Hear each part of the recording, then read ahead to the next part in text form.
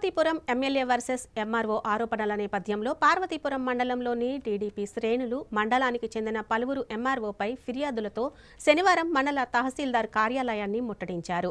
ఈ మేరకు వారి వద్ద నుంచి Parvathipuram ITDA PO sub collector ఫిర్యాదులను స్వీకరించారు. ములగ గ్రామస్తులు తహసీల్దార్ అవినీతికి పాల్పడినట్లు, డిజిటల్ సిగ్నేచర్ కోసం 10 లక్షలు డిమాండ్ చేసి 2 లక్షల రూపాయలు తీసుకున్నట్లు వారి ఫిర్యాదులో పేర్కొన్నారు. ఈ సందర్భంగా సబ్ కలెక్టర్ మాట్లాడుతూ ఎంఆర్ఓపై వచ్చిన ఫిర్యాదులను పరిశీలించి ఫిర్యాదుదారుల సమస్యకు పరిష్కారం చూపుతామని హామీ ఇచ్చారు. అదేవిధంగా ఎంఆర్ఓపై ఆరోపణలు తప్ప ప్రస్తుతం ఆధారాలు లేవని, పూర్తి స్థాయిలో దర్యాప్తు నిర్వహించి తదుపరి చర్యలు తీసుకుంటామని తెలిపారు.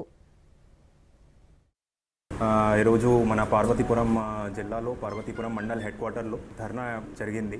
మన పార్వతీపురం మండల్లో వేరే వేరే విలేజెస్ గ్రామం నుంచి ఈరోజు ప్రజలు వచ్చాయి. ప్రజలకి కొంచెం సమస్య ఉన్నాయి. సో నేను ప్రతి ప్రజలకి కూడా మాట్లాడాను, ఏమేం సమస్య ఉన్నాయి, దాని తర్వాత కొన్ని ఇష్యూస్ కూడా ఉన్నాయి, అడ్మినిస్ట్రేటివ్ ఇష్యూస్ కూడా ఉన్నాయి మన మండలంలో. సో ఏమి ఇష్యూస్ ఎలా పరిష్కారం చేయాలి, who is the responsible officer, మనకి కొన్ని అలిగేషన్స్ కూడా ఉన్నాయి మన స్టాఫ్ మీద. సో ప్రాపర్ ఎంక్వైరీ పెడతాము అండ్ ఎంక్వైరీ తర్వాత మన కలెక్టర్ గారికి కూడా రిపోర్ట్ సబ్మిట్ చేస్తాను. దీని తర్వాత ఫర్దర్గా యాక్షన్ తీసుకుంటాం.